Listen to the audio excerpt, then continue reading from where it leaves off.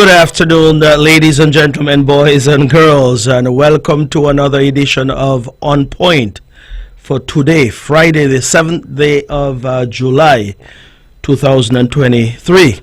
And of course, when you hear that introductory music, you know it is time for another edition of On Point. And of course, we are happy to be here every Friday from 1 p.m. to 2 p.m. And as I've always said in the past, and I continue to say, it is always my pleasure to come and spend my lunch break with you. I say that because when I'm done talking, then I get hungry and I go and get something to eat at one of our local eateries here on the island. But indeed, it's good to be here once again. And I want to start by extending best wishes and warmest greetings to all of our listeners to Von Radio at this time here on the island of Nevis, of course, on the island of St. Kitts, in the entire Federation of St. Kitts and Nevis, of course. And indeed, every day I get a call, or every other day someone will meet me and tell me that they have been listening to On Point.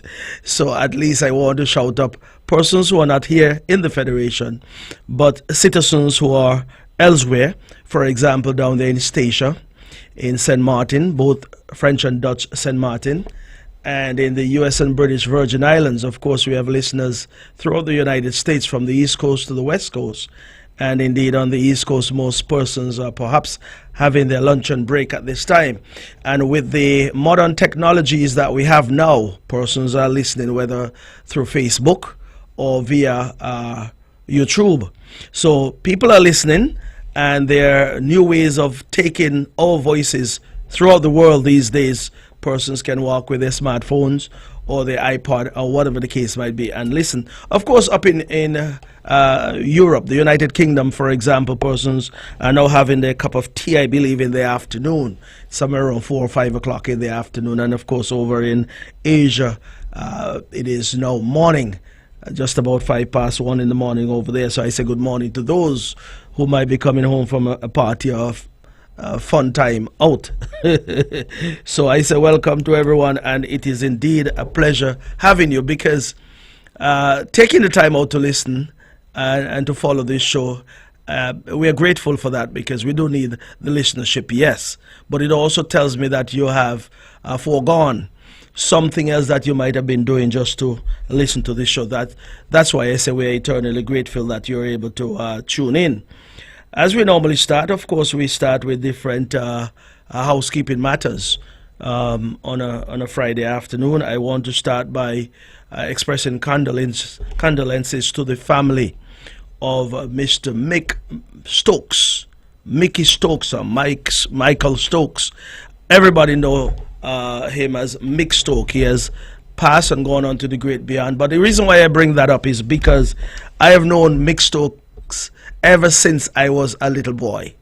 You know, when GI's Brass, or before the GI's Brass morphed into Grandmasters as they are now, GI's Brass used to come over there to Dick's Bar. It used to be Elimat and, different bands, Earth Tones and Mellow Tones, all kind of bands used to come out of St. Kitts and come into the heart of Brick Hill. And then as little guys or small fellas, we used to go into Dick's Bar in the afternoon when they're setting up and so forth. And this guy, Mick Stokes, he was a short, well, I say was, but he wasn't that tall anyway. I want to call him a diminutive figure, a short fellow. But, short, and the drums were bigger than him, the drum set that is, and this little fellow was beating out those drums which are bigger than him and spinning his stick around and having a good time and sweating and no shirt on. I tell you, those were the days. I can recall them fondly. And that sort of inspired us as young men over there in Brick Hill to start our own little band too. And when I say our own little band, I'm not talking about any electronic band. We used to go and get some milk can and sardine can to make our guitar, And then those of you who are familiar with the pail and the covering for, I'm going to say this, don't take it wrongly, for your paw. Those paw you used to have in your house. There was a little cover you used to pierce some holes in that and put in some small nails, and that is how you used to get your crushed steel, when you get that sound effect.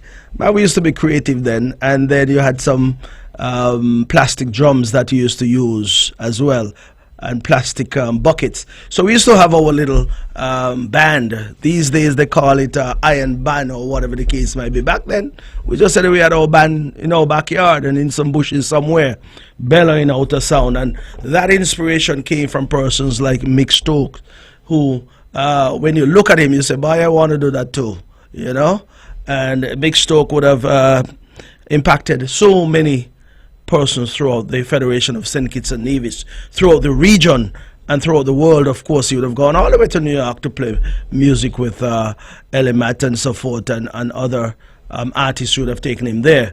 He was a musical icon. He certainly would have left a rich legacy behind, and I'm sure the persons who have been following his life pretty much fond of the legacy that he has left behind. I for sure can speak about that because I was privy to it in some regards when those bands used to come over there to Dick's Bar. So we'll certainly miss him, and of course he have left some talent behind in that. I'm familiar with Sister Sensia as well, Sweet Sister Sensia. When I had this club back here at Conchel, I recall the first time I invited Sweet Sister Sensia over. It seemed like the crowd was waiting for Sweet Sister Sensia. It was a good turnout. But the interesting thing is that when the dance was done, I had to repair the whole of the back of the building, all of those windows. There were some aluminum type windows.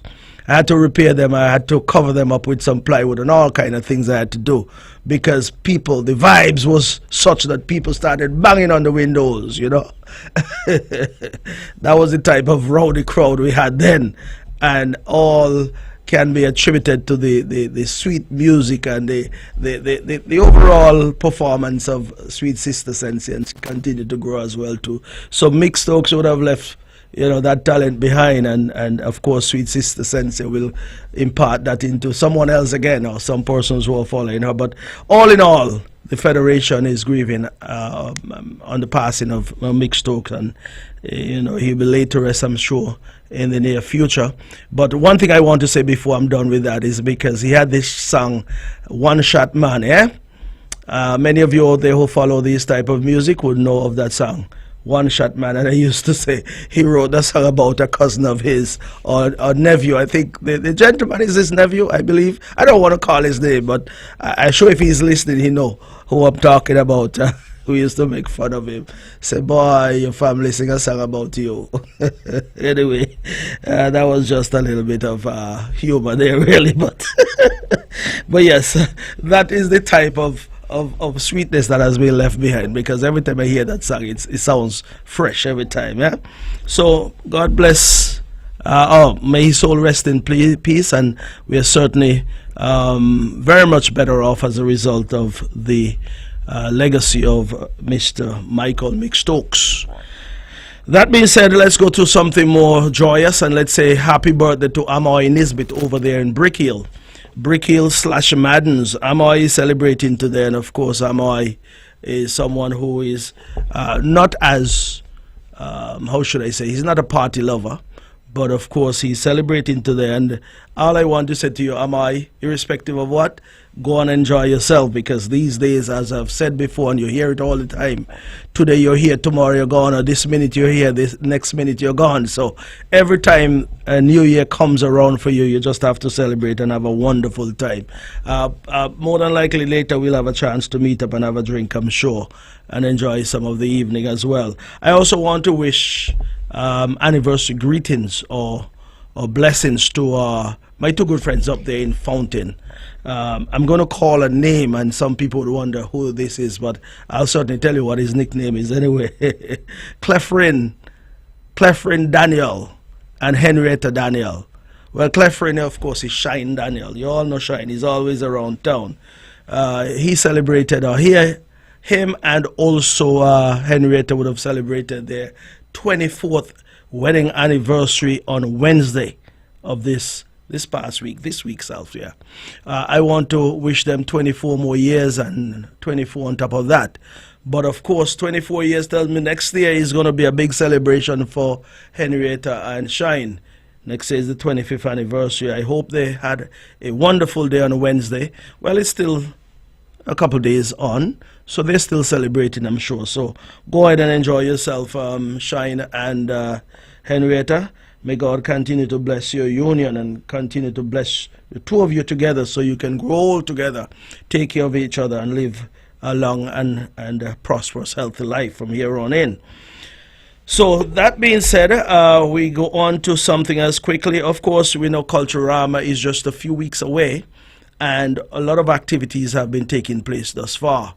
I was fortunate enough to attend a Calypso tent last Sunday evening over there at 869. That's the gas station up there in Gingerland. I thought the standard was very high. I thought that the Calypsos were well received.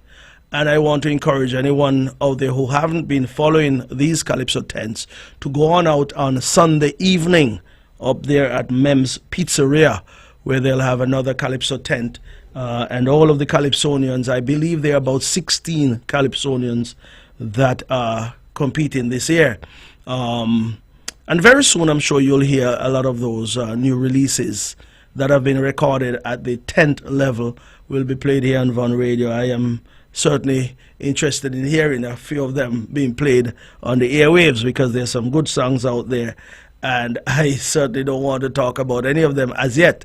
I want persons to come out Sunday evening up there at Mem's Pizzeria. If you haven't heard any of these songs as yet, come on out. You see, these Calypso tents are meant to create that interest in the Calypso leading up to the quarterfinals and semifinals and also into the grand finals. Over the years, Calypso show have been waning, so to speak. The numbers have been falling off. But Calypso is still a major part of our Culturama. And it is certainly through Calypso we get certain messages being conveyed, and I want people to follow the Calypso, follow the Calypso up to the finals as well, and support the guys, because you see, once these performers see a large crowd, it seems as though it brings out the best in them. Their interest will be piqued, and they would certainly want to, as they would say, quote unquote, show themselves in front of you. So that you don't want to go and support them. They need that support, and I'm going to try my best on Sunday evening to go and support them up there at Mem's Pizzeria. While I am on Culturama, the activity or the event during Culturama, that is really something that I have a major role to play, is the Herbert Beach affair. That is on this year. You know, persons have been asking me, are we having Herbert Beach? Listen, let me say again, and I'll say it again. So long as I am alive, I would say so long as I am alive and well, and once the finances are there, I am telling you we're going to have Herbert Beach. We've been having it since 1997. And this is now 2023. We missed out 2020, and I believe, did we have it in 2021? Yes, we did. So we had a little break then in 2020 because, of course, the pandemic and the Culturama was held then. But I will say to you that we have been constant and consistent with this activity over the years. And as such, this year will be no different. What I'll say about this year is that we're bringing back the greasy pole. Of course, we have lapsed in that regard. So this year we are seeking to bring that back. That is always of great interest to those who attend. Young fellows will go over there and jump on the greasy pole to see if they can win prizes such as ham, bottle of something wrapped up in a plastic bag, whatever the case might be. So that we are bringing back. And of course, this year we are having as well, for the first time, a major bingo over there. So you will get a chance to win almost $10,000. So we are having a bingo, and that will lay out the program with respect to that over the next couple of weeks. But that is one of the additions this year. As a matter of fact, I'll also say that I'm seeking to get someone to bring perhaps bouncing castle and those type of things and manage them themselves so that they can collect whatever little revenue is to be collected. I personally will not be able to undertake that, but if someone have those pieces of equipment or those recreational equipment, they can bring them along and let persons or the young children enjoy them for a fee. Either which way, we are hoping that that will be a part of the event this year. And of course, we have already spoken to the bands that we have been working with over the years. Grandmasters will be there, of course. That was confirmed on Tuesday. Indeed, a Small Axe will be there as well. And this is a new band, a young band here on the island of Nevis, Regal Band. They're some young people, young men, young women, and they have assured me that they can hold their own. No matter the size of the crowd, they can keep the crowd going. So I told them, I'll give you a chance. This is your opportunity to prove me wrong, prove everybody wrong, and prove everybody right at the same time. Because there are some who might think that you cannot do it, and there are some who have confidence in you. Let me tell you from the onset, I have confidence in them. I've listened to them since last year, and then they were down at the Indian Castle Fruit Orchard some months ago, about 2 months ago, and I was very pleased with the music that they have played, that they have been playing, and indeed they want to come on the bigger stage now at Herbert Beach to prove themselves, and I want to say that they'll be there on the afternoon of August 7th. Of course, we have the usual DJs, such as DJ Zimba will be there, and this year Lalbo says he wants to be there as well, and other persons will be added, other DJs will be added as we go. So we will have a packed lineup of DJs and bands over there as usual, so the entertainment will be there, just that we'll have some additions that we've had in the past, the Greasy Pole, of course, and then the new addition of a bingo on the night of August 7th. So that is something to look forward to. Also, I believe last year the crowd was so big, the traffic was so tight, with one way in and one way out. We are now seeking to make some adjustments this year so persons can enter Herbert Beach and exit without creating any congestion. So we're working on that. These are some planning we're putting in place well in advance of the event, so that at least on the afternoon and evening of that event we'll be able to have things flowing smoothly over there. So that's that for that side of it, and every week I come I'll still talk about Culturama, right up to Culturama, because as I said last week, once we get out of Music Festival, out of the Mango Festival, it is time to get into Culturama and all of the activities surrounding Culturama. Let me say as well, for those who are not on the island of Nevis but have been following Von Radio throughout the week, you know that we've had graduations, various schools having their graduations this week. It started last week, and then of course some of the larger schools would have had their graduations this week. This is the graduation of our primary schools, yeah. This week though, 3 schools that are of significant importance to me, as they're in Nevis 11. These schools, the St. Thomas Primary School, they would have had their graduation on Tuesday, the 4th of July.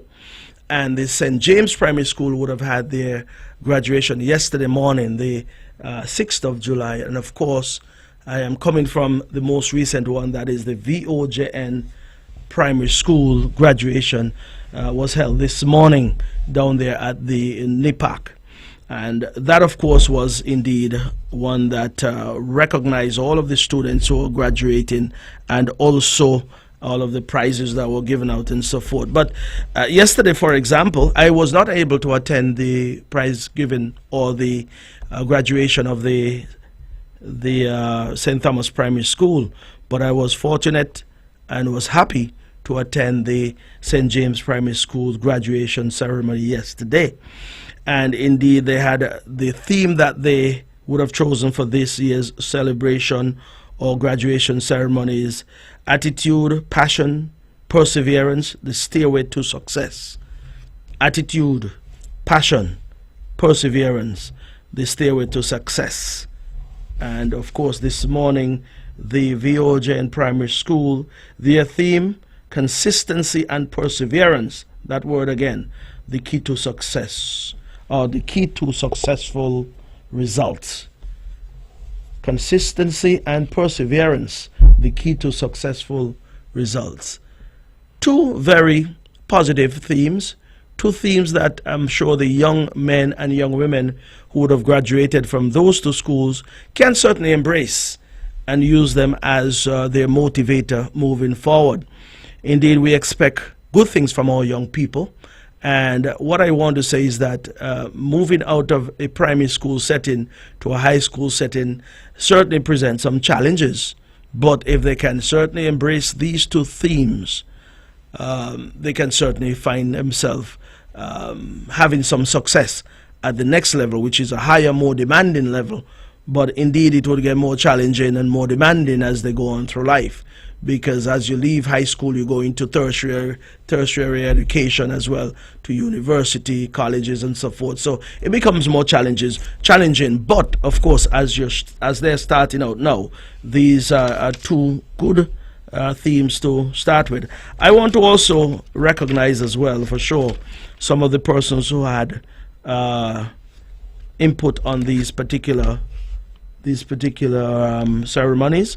Of course, yesterday the ceremony was chaired by Miss Chanel Skeet. She did a wonderful job. She was the chairperson for yesterday's event. Of course, you had the principal's remarks, which was comprehensive. That was delivered by Miss Danielle Wallace, who is the head teacher up there at St. James. And indeed, the featured address was delivered by Miss Heidi Lynn Sutton. Those of you who know Mr. Cecil Sutton, of blessed memory, from over there in Butlers, that's his daughter, and she is a lawyer by profession, and she certainly did a wonderful presentation yesterday. She's also a former student of the St. James Primary School, and that's a good thing too. It's good to bring back some of these persons who would have had their beginning or started at these schools, so that they can come back and motivate these young people so that they can follow in similar footsteps and certainly reach the pinnacle of success at some point in their life. So that feature address was delivered by Heidi Lynn Sutton, and of course the valedictorian speech. The valedictorian was is a Miss Tasia Mills. Tasia Mills is the daughter of Saskia Mills. Let's put it that way. Those of you who know Saskia, yeah? She was the one who delivered the valedictorian speech. She is the valedictorian. And I want to congratulate Saskia, and I want to congratulate Tasia for doing a remarkable job in terms of her exploits all the way up to grade 6. Of course, all of the students did well, and I want to just recognize all of them by name. We have Tasia Bryant. I know all of these parents and so forth, but I won't go into all that. Tammy Adore, Vernie Fraser, Tasia Mills, of course, I just spoke about her. Kawana Pemberton, Kaira Wilkin, I hope I'm calling them right, you know. Nazia Brown, Kimani Daniel, Azia Hendrickson, Leston Hicks, Alandre Huggins, Devon Leader, and Justin Williams. Those were the 14 students that graduated yesterday from the St. James Primary School. I'll say something else about the St. James Primary School just now, but let me go on quickly to the VOGen. I think there were 7 students that graduated today, and those 7 students are as follows. I have their list in here. The class of 2023, you have Abby Daniel, Safira Durant, and Kara Hanley. She's an athlete, of course. And the boys, Kamari France, Kimandre Nisbet, Dejon Phillip, and Demari Prentice. The young children these days have some fancy names, sometimes difficult to call. But let me go back to St. James Primary School, because St. James Primary School, there are 14 students that graduated yesterday. 2013, when I became the representative in 2011, but then got into government in 2013. And I can recall at that point in time, the conversation then was the attempt or the discussions to close down the St. James Primary School. They said the role is too small, there's no use having the school open. And I was defiant at that point in time. I have to say this publicly because those who were in charge then saw no value in keeping that school open. And of course, I saw it differently in that there must be some way of, putting policies, programs, plans in place to grow a school. And I felt the attempt was not being made to do so. And I say that with no water in my mouth, in my opinion, because persons who are allowed to take their children to all the different schools here on the island, whether to Charlestown, whether to St. Thomas's or elsewhere. But I figure, well, if you have a policy in place of zoning policy in place, well, if you're in a particular zone, you should go to school in that particular zone, yes. Anyway, we were able to keep that school open and did a few things to enhance or increase the amount of children going to that school or increase the role. One such thing was the development or the construction of a housing development right up there at Madden's. There is one that is closest to the school that is called Sunrise Housing Development, but then the newest one would be the Cedar View Housing Development. I figure that if you were to get enough persons who live in the area to own their own home there, or persons who live elsewhere on the island who would want to relocate to St. James or relocate to the Madden's area, then of course the opportunity was provided to them. We currently have just about 50 plus houses there already, or homes. There's an additional 36 that are under construction. So by the time it's all said and done, I will say that housing development will have over 80 homes. Now, if you have over 80 homes, and each home, let's for argument's sake, not every home, but let's say 50% of those homes have at least one young child in that home, then you're looking at 40 additional students going to that school. These days, I see students going to different parts of the island still, and I want to encourage the persons at the education department to pay attention to these things, because closing down the school is probably what I'll call a knee-jerk reaction.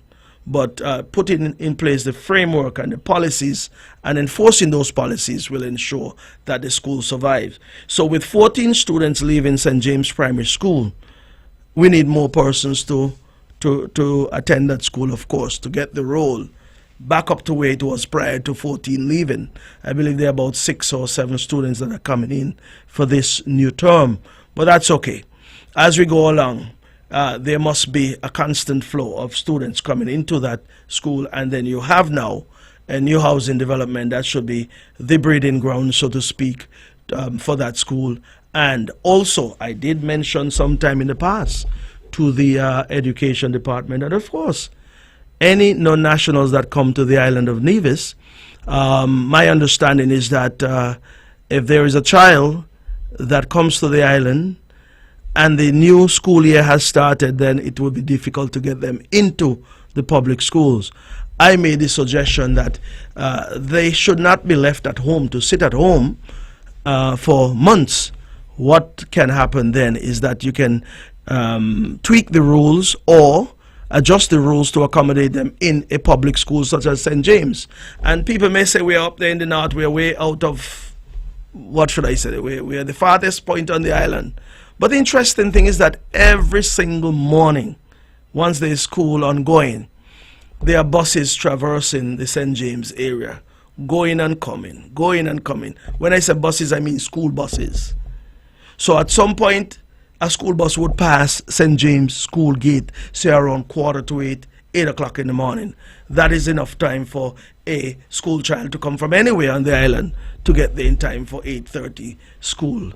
School starts at 8:30, yes. So I said that to say this, that there's always a way, if we are willing to try, to make it happen. So we have Charlestown Primary School, for example, bursting at its seams.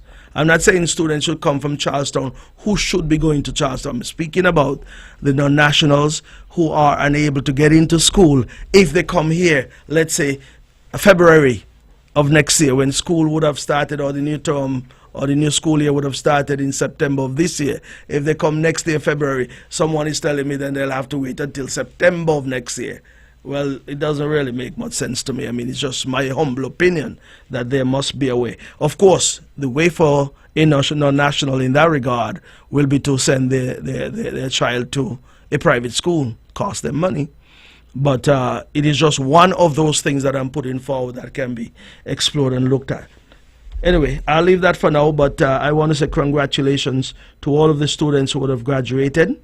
And those two schools, St. James and VOJ, are what are considered two of the smallest public primary schools here on the island. But I'm elated to say at this point in time that, of course, yesterday in at the E.T. Willett Park, we had the finals of the TDC Renarco Morton Primary School Championship. And the VOJN school would have run the table up there at the E.T. Willett Park. As a matter of fact, they were so strategic, they make sure they perform in such a way that they would have silenced the Charlestown Primary School crowd. Silenced them. They came in the orange, but the orange must have gotten wet at some point because they were probably drying their tears or something. But anyway, the color didn't change. It was still orange. But anyway, the Blue Giants went out there and they stormed through the finals. I was not frightened at any point in time. Why I say that is because I know the VOJ Primary School. They have access to a facility over there right next to their school. I want to play a little politics here because I know in 2006 the Concerned Citizens Movement would have started the construction of that same sporting facility. And the idea behind it was to bring that type of facility right into the community so that the young men and young women in the community can go there, play their cricket, play their football, play netball, play basketball, that kind of thing, to hone their skills so they can get to the level where other communities in the island of Nevis would have gotten to by them having those facilities right next to them. I know teams like the All Stars from the government would have access to the Grove Park or the E.T. Willett Park. And sometimes it is reflected in the standard of cricket that they play. But we now have this facility over there at VOJ. It was left abandoned between 2006 and 2013, thereabout. When we came back into government, we fashioned a plan to continue the construction that was started way back in 2006. So you have a beautiful facility over there. Now, the young men you see performing there at the park yesterday, they are out there playing with the older fellas, so to speak, and getting some of the skills being taught to them, passed on to them. And so I want to congratulate persons like Micey Wallace, Veli Maynard, my friend the Skidder. Everybody knows Skidder. JR too, believe he's a good cricketer. So all of them are out there motivating these young fellas. I see some guys up there playing cricket yesterday, flicking ball off their pads and driving through the covers and hooking and doing all kinds of things that I was not at that advanced stage when I was at their age, let's say at 12 years old.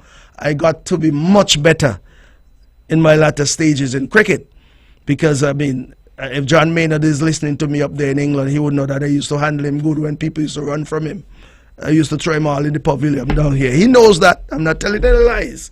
I say I ain't going to come here and tell any lies. I used to handle John Maynard like as if he's bowling spin.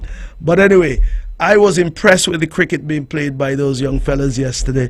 All of the names I don't have here, but they know who they are, and they would have performed that well to at least they would have copped the man of the match, man of the series, the best wicket keeper. All those accolades go to the players over there who would have won those categories over at VOJN. And I say small school, but that small school took down a big school yesterday. It was like David taking down Goliath. The attempt was made last year, you know, in the primary school football championship. St. James, a school with just under 50 students, went up against the same Charlestown Primary, fell short, just barely, because it was 2-2 at the end of regular play, and then it went into a penalty shootout, and then we just missed out. It would have been so nice to celebrate. Both schools celebrated this time. 2 major championships being brought to St. James, the 2 smallest school. And that is why I say, last night I put up a post, and I believe I tried to quote this coach for the Houston Rockets, Rudy Tom Jonovich, I believe his name is. I'm old now, so I forget some of these names, but I remember when they won, the Houston Rockets, that is, I think they repeated as champion in the NBA. And he said, never underestimate the heart of a champion. Because they were down in the series, they were written off, so to speak, and they came back and won. And those words I remember from way back in the 80s, I think it was, when they won championships back to back. But I used that quote last night to the best I could have recalled. And the champions over there have big hearts. Small schools, but big hearts. And I want to congratulate all of the young men. Listen, we believe that out of that same ground over there at VOGN, we probably might get someone on the West Indies team someday too, you know, right off that same, out of that same facility over there. Kimani Nisbet right now is down there in St. Vincent, I believe. The West Indies under-19 championship is being held. I know he took 3 wickets against the Windward Islands. I believe that the Leeward Islands under-19 would have won the Guyana under-19 team. I don't know the scores, and I don't know exactly whether he would have taken any wickets then. But be that as it may, getting to the Leeward Islands under-19 cricket team is more than a start. It is a point of recognition whereby out of the whole of the Leeward Islands, someone who had their baptismal, so to speak, at the VOGN primary school grounds is now out there in St. Vincent playing for the Leeward Islands team. And all those who were performing last night who did well, and those who would hone their skills as they go along, I want you to understand the same level to which El Comida Willett, Derek Parry, Keith Atherton, Stuart Williams, Renarka Morton, of course, his name is being used on this same championship, primary school championship that just completed. Renarka Morton, also Powell, Kyron Powell, sorry. Carly Tuckett would have made the West Indies team in a one-day match as well. And who am I missing? I think I covered everyone, yes. We've had some excellent players who would have come out of Nevis. Most of them came out of Grove Park. All of them would have played at Grove Park, of course. Keith Atherton played some cricket right up there in Jessops, and Kyron would have played down at Baal Pasha and different grounds here on the island. But it therefore means that no matter how small Nevis is, it means that we can be big on the world stage, and we can make it right there. Because the next thing as well, these young people must understand, money is in cricket. Lots of money out there. People are going to the IPL and different 2020 leagues all up and down the world and making big money. So I want you to continue, all of you, to continue to persevere.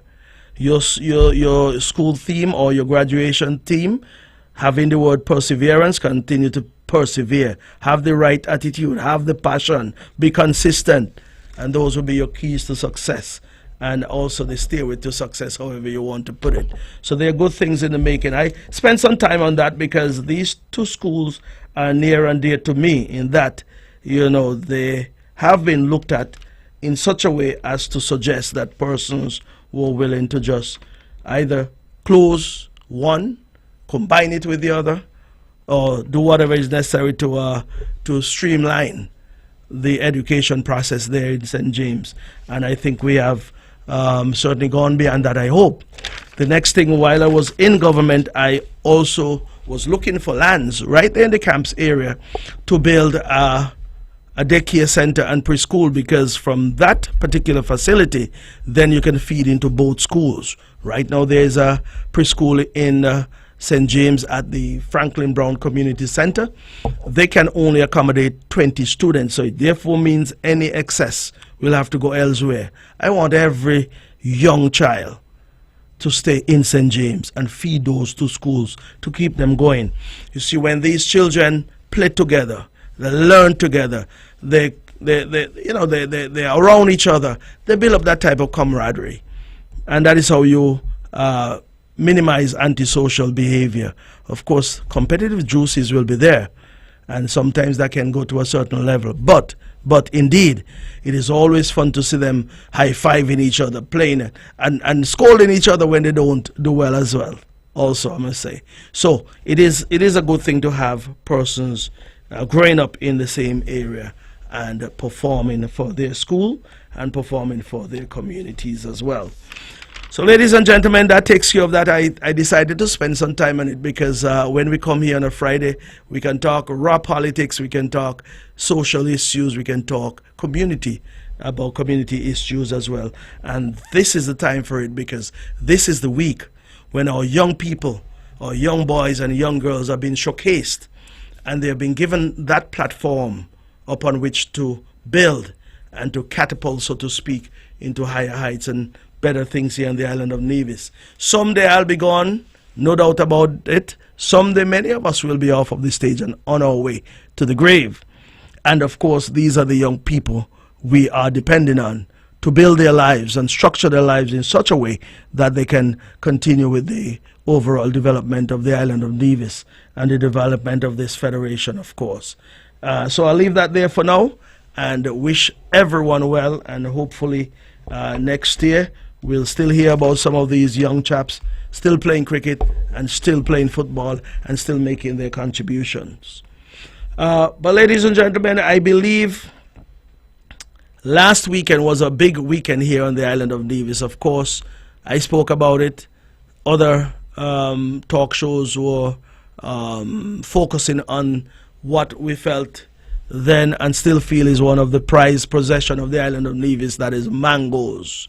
And so we had the Mango Festival over the last weekend, Thursday, Friday, Saturday, Sunday. No, it was Friday, sorry. Friday was the opening ceremony over there at Dewdrops, and then it culminated down there at the Malcolm Gishard Recreational Park. From all report, it was a successful weekend. From all report, there were some challenges, of course, yes. And I want to say, first and foremost, congratulations to all who was involved in the planning and the execution of the weekend.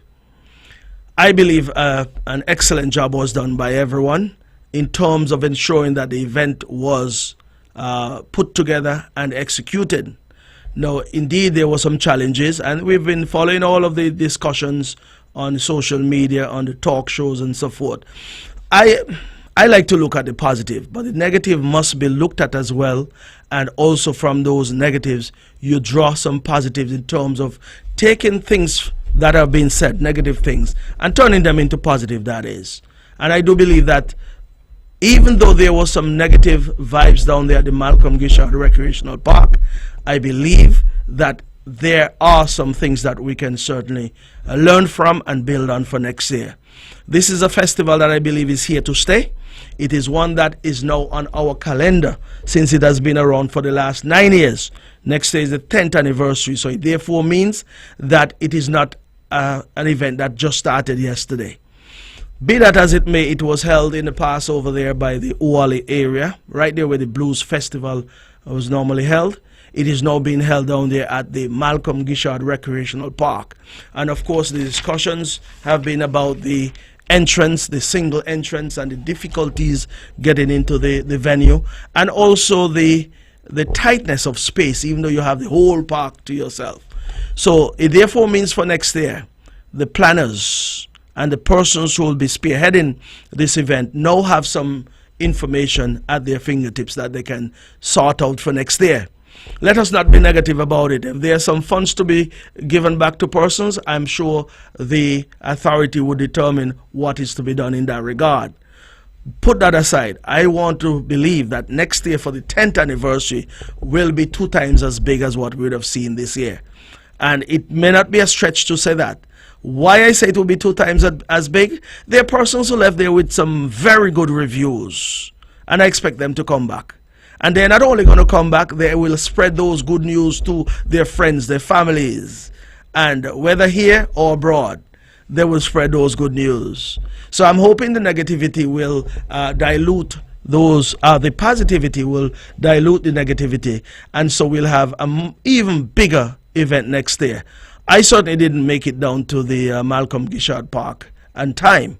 But it is not for me to go and enjoy myself. I want those who, I wanted those who never experience it to experience it, and those who wanted to go and get a taste of what is there, they were granted that privilege to go. So I stayed away and went down a bit later. That being said, though, I believe this event is one that can almost rival any festival out there of a similar quality and a similar type, in that other countries have, you know, perhaps breadfruit festival, shrimp and lobster festival and the type of thing. This one, mango festival, is on its way up. And I want to give the assurance to all of the persons at the NTA that you did a wonderful job. There were some missteps and some mistakes, yes, but you'll correct those for next year. Do not be downhearted about it. You did a fabulous job. We'll fix that for next year. And indeed, next year is a year to come back with some alacrity and some you know, vim, vigor and vitality, as we say sometimes. So don't be downtrodden this time, yeah? The Malcolm Gishard Recreational Park, of course, is the perfect venue. And as I say perfect venue, I recall when I was the Minister of Agriculture, when we got to the 24th anniversary of hosting the Open Day, that is normally at the end of March. When it came to the 25th, I said to the team, I believe we should take it to the E.T. Willett Park. I felt we were going to get a large turnout, and the villa was really not the place or the size of venue for that activity anymore. So we have gone to the E.T. Willett Park, and since we have gone there, the numbers have grown, and we have spread the whole event around the park. I want the people who are responsible down there at NTA to spread the event around the Malcolm Gishard Park. You have enough space, yeah? So that is one of the ways. And then, of course, you have multiple entrances that you can use and you know, correct some of the logistical nightmare that was associated this time. So you can do it. You can look at other events and just, you know, tailor make it for the Mango Festival. So we'll be better next year. We'll be bigger next year. And hopefully by next year down at the Indian Castle Fruit Orchard, plants would be much bigger. More soursop would be down there at that time. I laugh about soursop because I'm kind of comedic myself, you know, because I went and took some pictures and did a video down there just to hype up people to tell them, come down. And persons took it and ran with it. But that's okay too. I laugh at those things. That was an additional bit of airtime and playtime for me. Eh? So I thank you for that. Very good of you. You see, sometimes when it comes to any issue or any matter that you want to get out, it's good to put it out there. And then when people pick it up and run with it, that it therefore busy get more play, more airplay and airtime than was initially thought of. So I thank all those who would have taken up my picture and put it out to the whole world. See me in the environment down there where I'm enjoying being around soursop and also sugar apple and all those kind of things. That facility down there, I can go down there every day and take videos anyway. Such is the magnitude of the development down there. It is one that we're proud of. I am so happy that I wasn't down there among some cotton trees with the cotton bulbs digging me in my eyes, for example. But I was there smelling the nice aroma coming from those soursop. Oh, man. And to learn that persons would have gone down there on the Friday afternoon and almost everyone left with a soursop in their hand, I said, that is a good thing. Go home and get something healthy to eat. Make a nice smoothie or whatever the case might be. So that is the positive. That's why when I come here, I talk positive. The negativity we'll leave behind, because certainly we wouldn't have gone down there and walking through those cotton trees down there with them scratching up our skins and digging out our eyes. We've gone beyond that. We are feeding people down there at Indian Castle, and I'm so glad that we were able to come up with something that I feel is worthy of speaking about and worthy of showcasing, where we have that fruit orchard and jelly trees are now fruiting down there, throwing out those what do you call it? Well, whatever they throw, those jelly trees, will throw them out with some jelly and them soon to get to maturity to pick. I want people to go down and see what I'm talking about. I'm not going to say everything else here on the radio, but the bottom line is I am so happy that we are making progress down there. Good job on the part of everyone in the Department of Agriculture that spearhead that particular development to make sure that it is continuing to provide us with good healthy stuff down there at Indian Castle. So that's it for that portion there in terms of the Mango Festival. And indeed,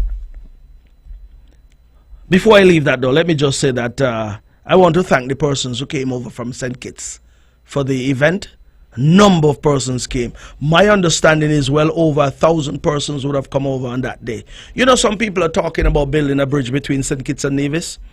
I want to say publicly that I have my opposition to that. And why I say that, I understand a bridge between St. Kitts and Nevis is going to cost us about $400 million. And we're talking US dollars, yeah? It's not easy. My understanding is in excess of $400 million. And I said to myself, we built a water taxi pier over there. We have a sea bridge over there at Catesby as well. The water taxi pier would have cost us just about 1.6 million EC dollars. Just about 500 plus, just about 590,000 EC dollars thereabout. And then you have these water taxis that run like Uber back and forth. Get people across here and back and forth. Now, the beautiful thing about it is that when persons come, they either have to take a taxi, they have to take an Uber, they have to take or rent a vehicle. And the interesting thing about it is that these vehicles have to pay road tax. So it therefore means that these persons are applying a trade, making some money, paying the road tax that is needed to build more road, upkeep the existing road infrastructure and so forth. And I said there is some significant economic benefit to persons coming through that facility over there, or even bringing the vehicle over on the sea bridge. That's fine. I want them to come through that facility over there and utilize the services that are available over here so people can make money. And I believe at some point, Reggae Beach, I understand that there is a development plan in place to construct a pier and a similar facility over there. So that would be good for persons on St. Kitts to also go and ply their trade, taxis and rental companies, Ubers and that kind of thing. I think that this particular facility, once you have the access on both islands, is the best way to go at this point in time. I certainly don't knock anyone who have the opinion that a bridge is the way to go. But right now as it stands, I think the ease of travel is there. The movement is there, but also the plus is that the revenue generated is revenue that is plowed immediately back into our economies and revenue that can be used for the overall improvement of our infrastructure that will become deteriorated if a bridge is there and vehicles and trucks are coming over. I suppose there'll be some taxes being charged for that. I don't even care about that at this point in time. What I'm saying is that we have a sea bridge, that is a bridge. We have a water taxi, which is somewhat of a bridge, an artificial bridge, not a bridge, a structure that is put there, but that network, that movement back and forth, it acts as a bridge between St. Kitts and Nevis anyway.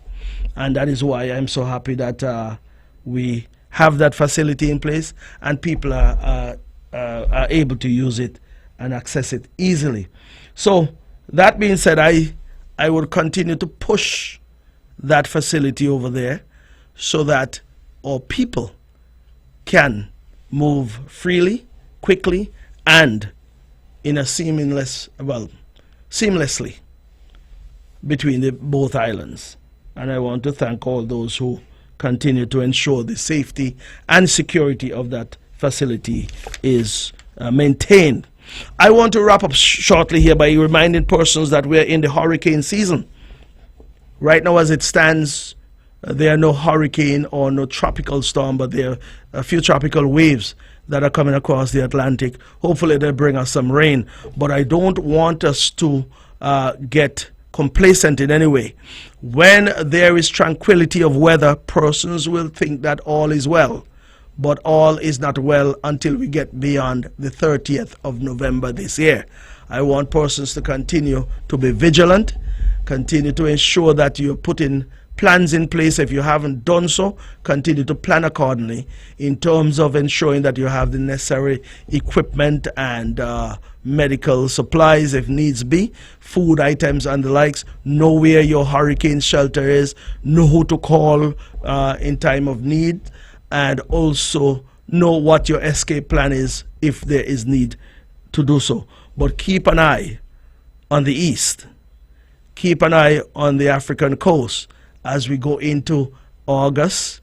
We get out of July into August and into September, peak months. We definitely have to stay vigilant and ensure that we are ready in the event that there is any issues or difficulties out there when it comes to hurricane.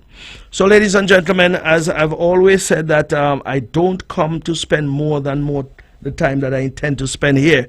Today was not a day for raw politics per se, because of course we were celebrating our young people, and indeed I want to commend all of them who would have graduated, all who played yesterday for the VOGen primary school cricket team and were successful. And indeed from here on in we expect more of you, and when I say more of you, in terms of your contribution to the development of the island of Nevis. And indeed, I know you can rise to the occasion, because they're good examples that have been set by your parents, by your other family members, and of course other members in the community that you continue to look up to. They of course continue to set that benchmark for you and to set that bar for you to achieve. So, with a few more minutes left, let me see quickly if I would have forgotten anything here. I believe we touched on most of what I wanted to touch on today. Other than to say, I realize we've had an improvement in the water services in terms of the frequency of outage. That has been minimized. For the whole of this week, I would say over there in my area, I was able to turn on my tap and water was there. I believe prior to last weekend, water was out every evening. We had some showers last weekend and some showers earlier this week as well.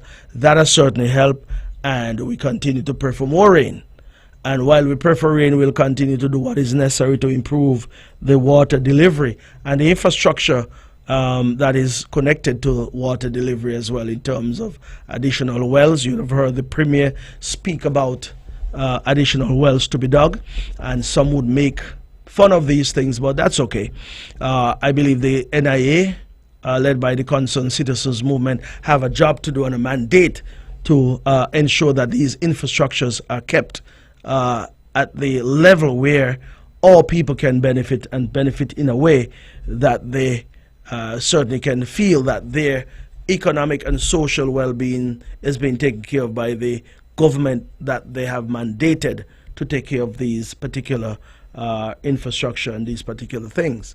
So I want to say that I also believe that things are looking much better for all of us here on the island of Nevis. There are positive things happening. You know, last year around these times we were talking about what you call it, inflation in the United States.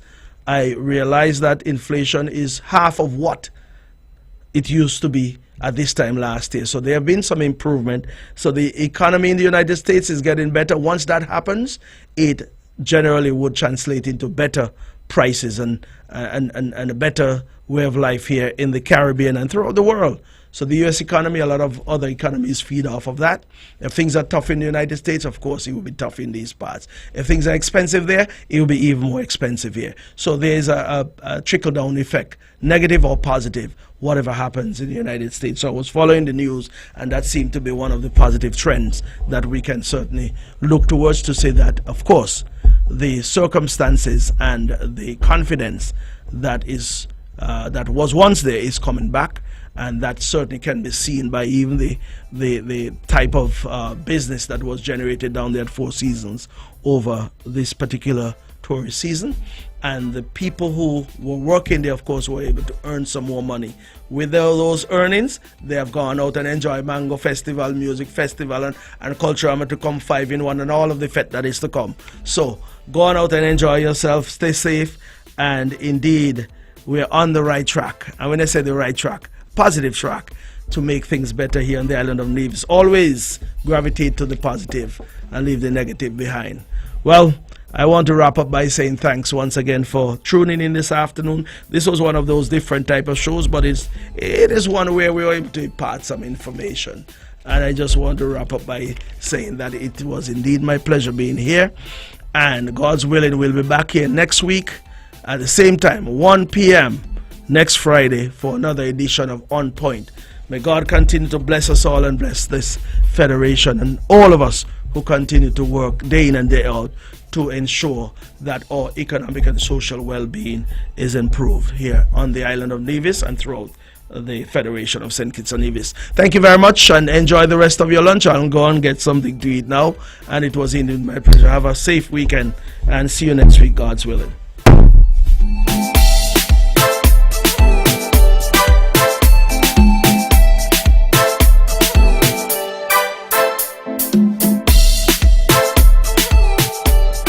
Views and opinions expressed on the preceding program were solely those of the participants and do not necessarily reflect the views